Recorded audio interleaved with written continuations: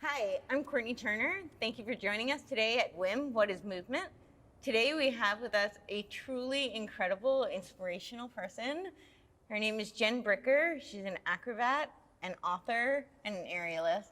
Jen, thank you so much for joining us today. Thank you. Happy to be here. Yay! So tell me a little bit about where you're from, what you do. Yeah, well, I was adopted and grew up in the middle of nowhere, in the middle of a cornfield, really. And my parents they just raised me so normal, right?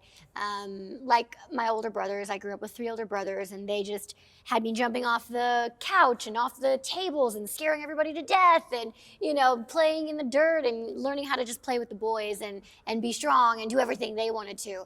They never thought that there would be any reason to raise me any differently, not only than my brothers, but differently than anybody else, really. And I started sports from a very young age: basketball, softball, volleyball, power tumbling, all against able-bodied athletes, regular sports in school, no prosthetics. So how did you get involved in sports? Like, was that something you wanted to do? Did your parents put you in it? What gravitated you towards it? Yeah, I was always just interested in it. I just think I came out an athlete. It was just Came out of the womb, you're like, came I'm out an an athlete. It was like climbing trees and always outside and interested in sports since I can remember. Wow. So I think it was just in me. Okay. Yeah.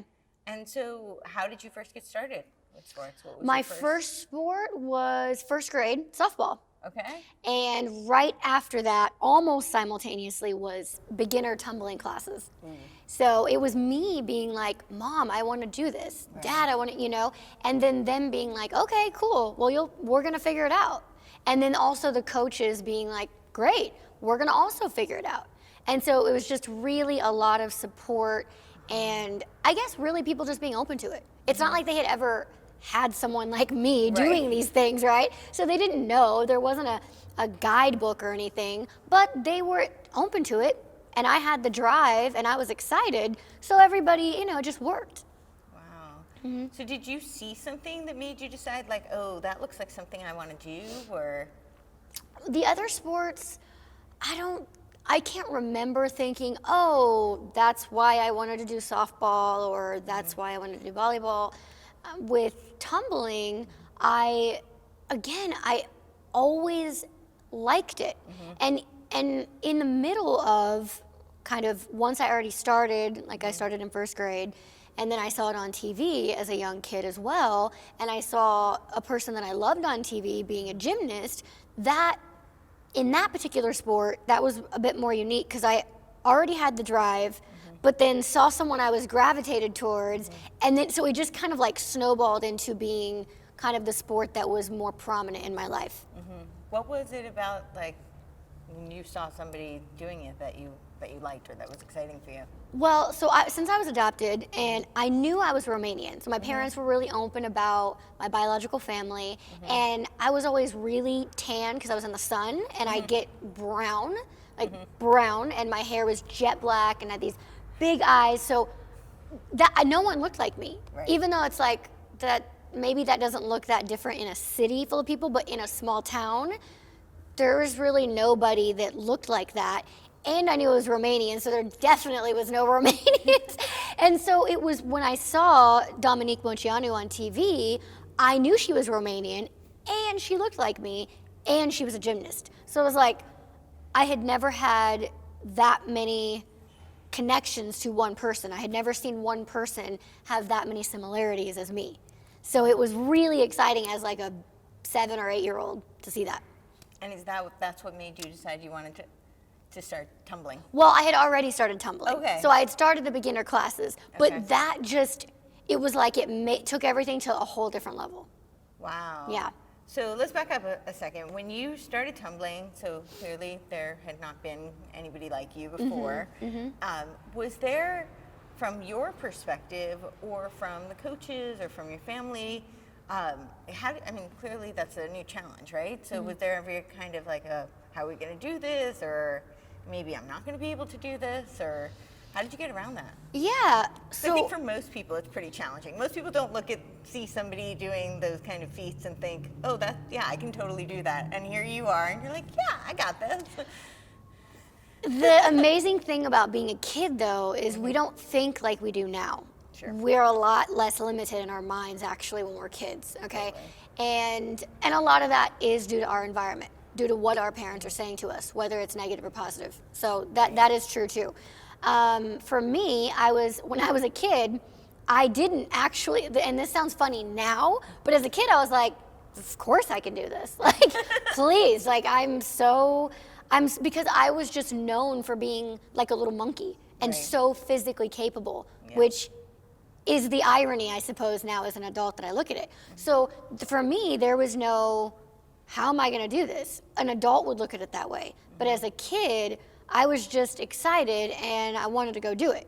And there was no restrictions in my thinking or in my reality. So I didn't realize that it was this huge thing that a person with no legs is a power tumbler and going to state and national and junior Olympic meets and actually winning. Like, amazing. You know, and I was like, why is everybody telling me I'm such an inspiration? And I was actually annoyed. I didn't get it because my other friends were doing the same things and they weren't getting bombarded, you know, and I was on all these TV shows and all these talk shows and these newspapers. And I was like, this is so stupid. But no, it was. But my mom, she was like, but if you can help one person, then it's worth it, and that's why you do this. And I was like, okay. So she brought some perspective, you know, of like why we do this, you know. So how old were you when she said that to you? I was pretty young, probably 9 or 10. How did you take that? Was that empowering for you? Did that feel like pressure to you? What? I think it just made sense. It took it off of being about me and my feelings of just like, this is really annoying. This is so, why are you filming me doing nothing in my life? This is so stupid. I did not get it at all. And I've always been like this very strong person with strong feelings. And so they were all very strong. But she was just like, but you're doing this because it can help other people. That's the whole reason why you would go on a talk show or why you would do this. And I was like, okay, that brings a whole new meaning to it and a whole new purpose. And it's not about me.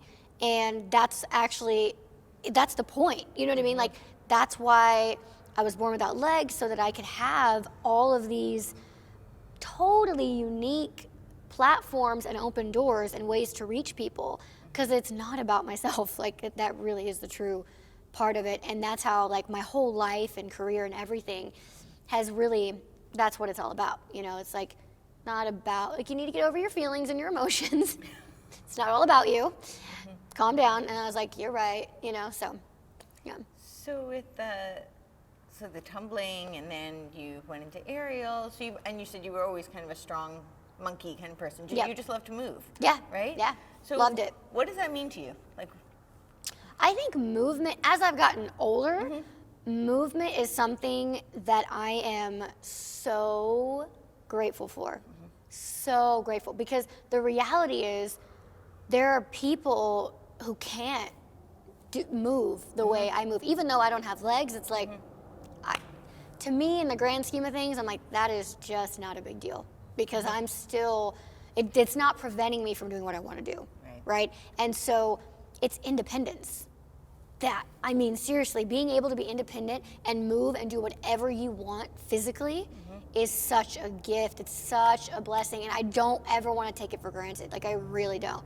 Especially doing it on the high level that I've been doing it at for, I was going to say 10 years professionally, but really since I was a kid with all my sports. So I think it's definitely a gift, a blessing, and total freedom and independence. Yeah, absolutely. I totally relate. I always say movement literally has saved my life and has made me a functional human being. Do you feel like if you didn't have the gravitation towards the sport, clearly there was some sort of innate natural talent, but you also had to develop skills and develop this sport-specific kind of training that you did and enhance the talent that you already have. Right. Do you feel like if you didn't have that in your life would be really different? Do you feel like you'd be more limited, or do you feel like... If I didn't have sports or movement? Absolutely. I don't think I would be as confident. I definitely wouldn't have gone down the health and nutrition path, which has also changed my life because I've learned more about what I should put in my body, how to treat my body better. So in turn, my body looks better, my skin looks better. That equals confidence and empowering. Like, it's just like, and also it's knowledge. And so when you know a little bit more, you can just handle things more. And I feel like everyone is constantly trying to balance everything in their life, their emotions, their spouse, their family, their fitness. And when I could having a hold or a grasp, at least an understanding of my body is like half the battle of life, because when you feel like crap, you act like crap, and then you look like crap, and it's just like everything goes downhill. Right. And I'm really sensitive to that, so it all goes back to movement. It all goes back to, because I learned discipline in sports and movement, and that, translates into my whole life as an adult, not just movement areas, but every facet, having that discipline, having the drive, the ability to go there mentally, all stems from sports and movement, totally. Yeah, absolutely. Yeah. What would your mom told you that if you could help one person, right? So how do you think that you're doing what you do, what you love to do, your passion, how do you think that helps other people? Well, it's interesting. It helps people in so many ways that I don't even know, that I don't even expect. And I only learn that through other people communicating with me. Right. So I'll give a speech or do an interview or do a performance. And if you had 10 people who came up with their feedback, right? Basically what drew them in, what they connected with, they could very well, and most of the time are, almost always different. And I'm like, I would have never known. I didn't even know that was part of my story.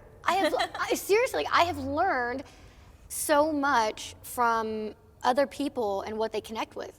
For years ago, and this might sound so stupid and obvious, but people started coming up to me after speeches, and they would be crying, and there would be they're like, oh, your story and your testimony of forgiveness is just incredible, and it like moved them. When you see somebody moved, and shifted, it's just like, what? You don't think of yourself as like, really? Like, from my words, you were, and then I'm like, forgiveness, what are they talking about? And it was connected to my biological parents. Because I didn't hate them, it broke something free in them to be able to forgive somebody else in their life. And I was like, what? Because I was raised with not hating my parents, biological parents, so that it gave me the freedom to not be bitter and carry a chip when I actually met my biological family. So tell me a little bit about your birth circumstances. Your parents are not from here, they're immigrants. Yep, so my biological parents are from Romania. They were born there, raised there, got married there, and then came to the States, and they had my older sister, Dominique, and then 6 years later, I was born. And they were still poor immigrants even by the time I was born. They had nothing. I still don't really know the full story of how they even got here because they left before communism fell in Romania. So I'm like, how did you get out? It's a kind of an interesting story. And so they put me up for adoption, and they left me in the hospital that day. And there were many reasons. Like, now that I met my biological family, I kind of know some answers, but I knew that I was left in the hospital. I knew I was put up for adoption. And my parents, when they were raising me, they just said, we prayed for you, and you were an answered prayer. You were a miracle. You were meant to be with us. So yeah, your biological parents probably gave you up for adoption because you were born without legs. But you don't know, and I don't know what was going on in their life. We didn't walk in their shoes. And bottom line, the why of why they gave you up, it doesn't matter because you ended up exactly where you were supposed to be. And I just, your parents can tell you something as a kid, and you can just be like, okay. But then I got older, and I just knew that was true. Like, I just saw it. And I was like, yep. And I think because they were so open, so young with me, there was never a chance for it to become some unspoken thing. So it never had any power. Yeah. They're like, yeah, they probably did give you up because you didn't have legs. But you have to understand they were, like, they even talked about the culture and how the mindset was different and it was communism. I mean, I was like 6. Wow. But I remember it was just, I was aware of it.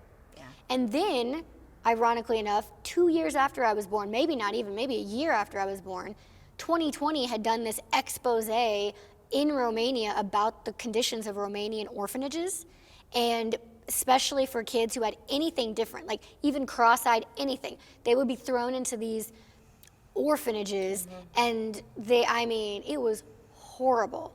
And so my parents brought that to my attention. I was so, like, how grateful, how much of a blessing is that you weren't born there, you would have been in these, just this terrible, so it was like such perspective. And I think because they addressed it from the very beginning, it just never was an issue, and as I got older, I was like, yeah, they're right. I really was meant to be with this family. So tell me a little bit about your book. How did that come about? Yeah, it's amazing. It just came out last year, actually, and we're already in 9 languages.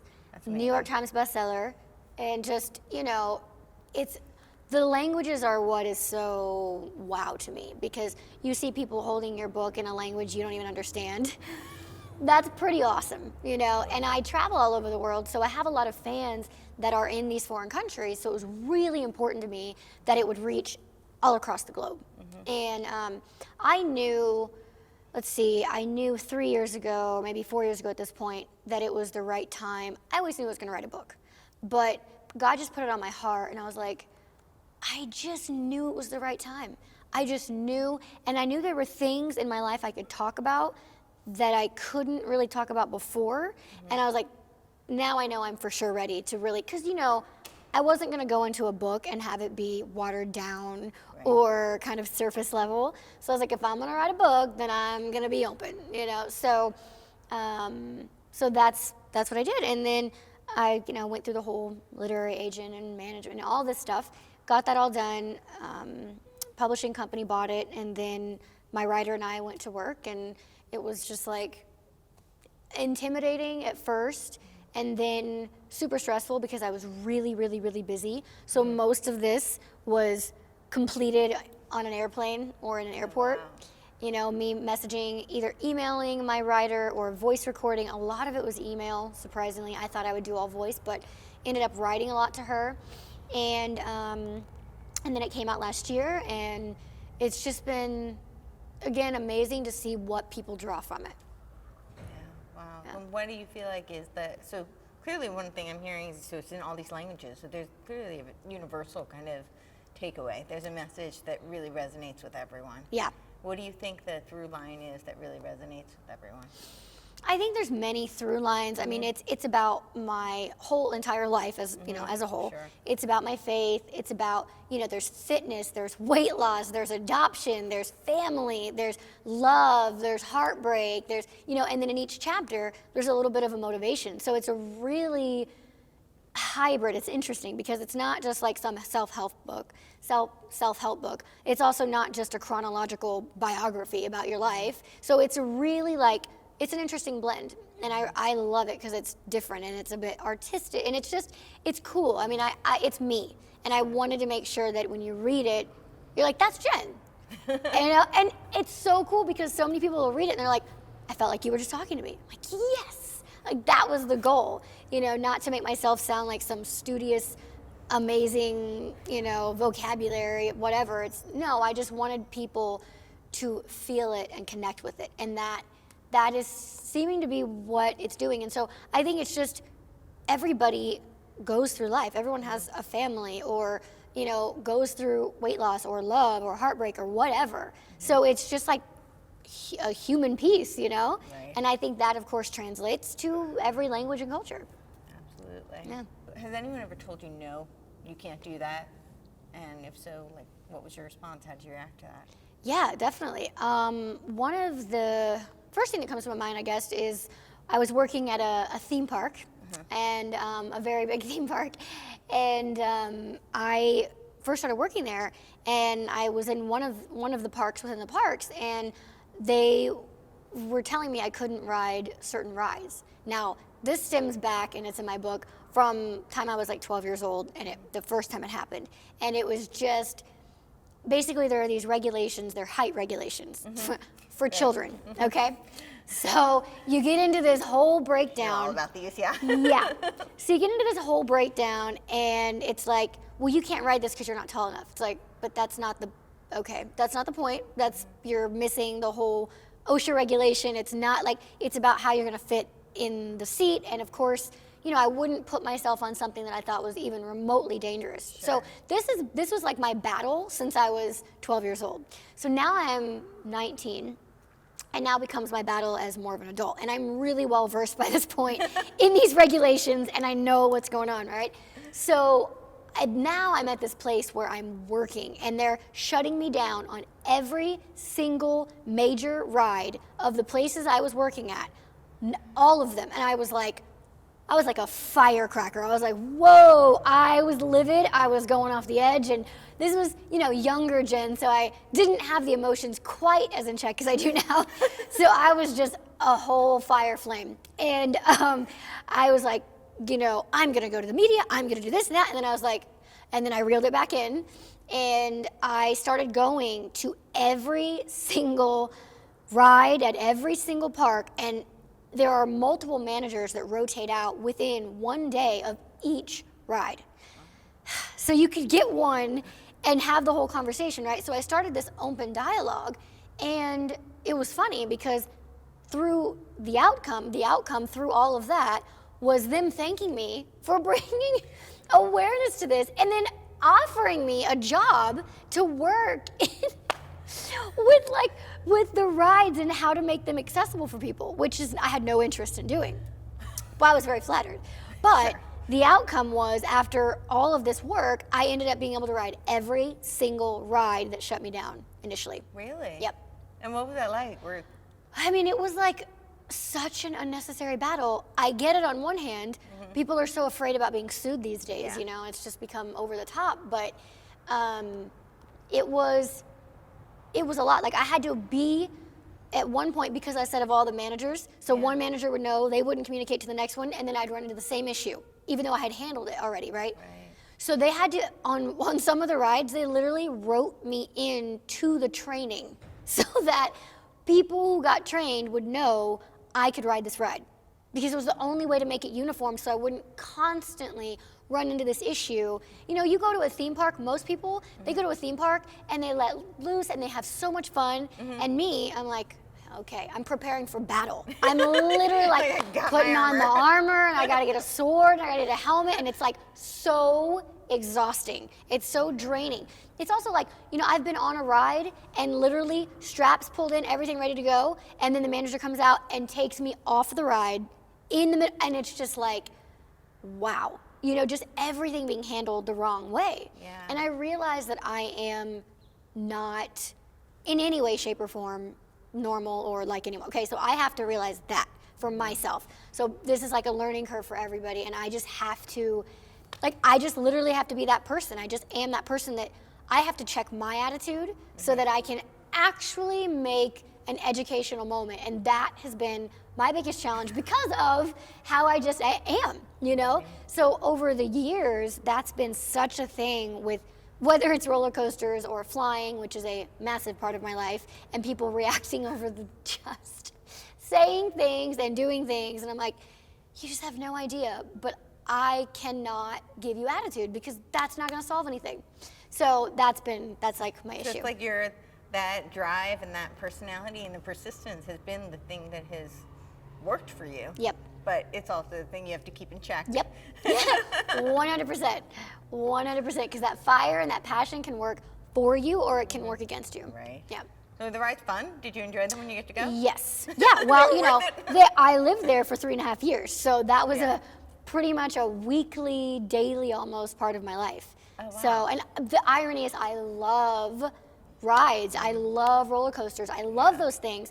But it's been something that after I moved away from there and didn't work there anymore, I'm just like, it's not even worth it. I'm not gonna go and do this anymore. Because it's just like this fight over and over again. And I was able to do it there because I worked there. So I was in the parks 5 days a week, and I could be there and I could be that constant, like, we're gonna change this, like something's gotta give, but they worked with me. So if people are just open and they can, to hear you, then things can get done. You don't have to like go off on somebody and freak out and yell at someone and, be bitter. So it worked out. Yeah. Awesome. Yeah. Okay.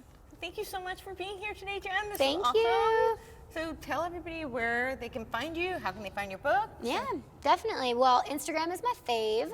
So you can follow me at Jen Bricker.